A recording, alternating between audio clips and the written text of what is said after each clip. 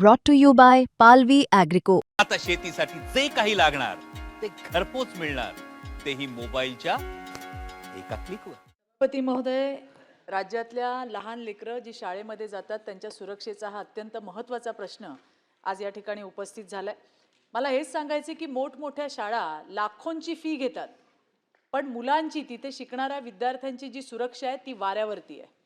आपण आता ज्या बदलापूर घटनेचा उल्लेख केला त्याच्यानंतर सुद्धा फक्त बदलापूरमध्ये नाही, विक्रोळी असेल, भांडूप असेल, मोठी नावं असलेल्या शाळेंमध्ये सुद्धा त्या ठिकाणी लहान मुलांसोबत गैरप्रकार झालेले आहेत.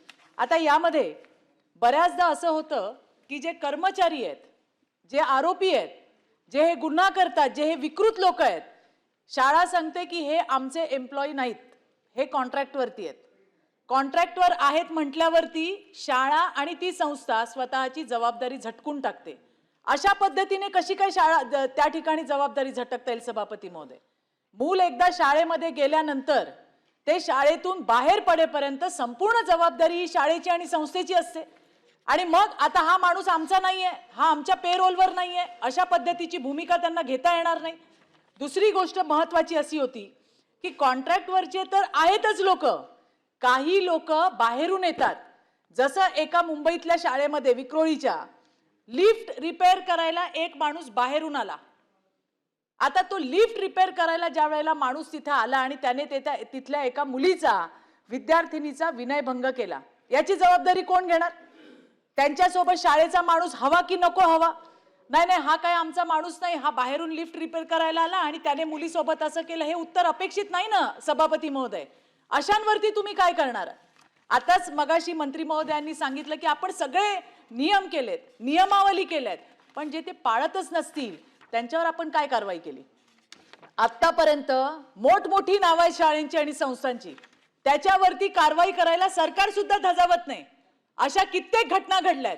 सांगावं सरकारने की किती शाळांवरती आणि संस्थांवरती तुम्ही कारवाई केली. आता लहान मुलांच्या स्कूल व्हॅन जो जाण्याचा, त्याच्यासाठी नियमावली बनवली, कित्येक वेळा तोडली जाते.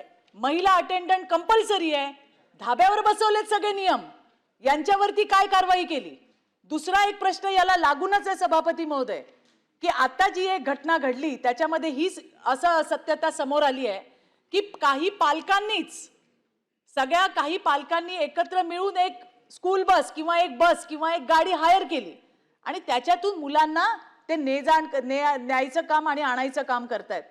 अशा वेळेला त्यांना सुद्धा ही नियमावली लागू होते की नाही, याचे सुद्धा स्पष्टीकरण हे सरकारकडनं गेलं पाहिजे असं मला या ठिकाणी म्हणायचंय.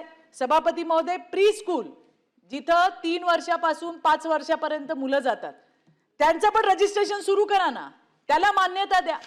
त्यांना कठोर विद्यार्थीचे सुरक्षेचे जे नियम आहेत ते त्यांना त्या ठिकाणी लागू करा.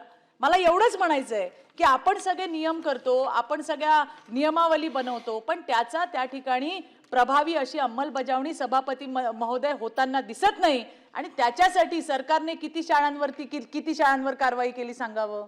मोठमोठी नावं आहेत सर, मोठमोठी नावं आहेत आणि काही होत नाही त्यांचं. बिचारे पालक, कारण त्यांची मजबुरी आहे, मुलांना शिकवायचंय, त्यांना लाखोंच्या फी घेतात आणि ज्या वेळेला जबाबदारीची वेळ येते त्यावेळेला 0% जबाबदारी घेतली जाते. सभापती महोदय, याचं उत्तर त्या ठिकाणी अपेक्षित आहे.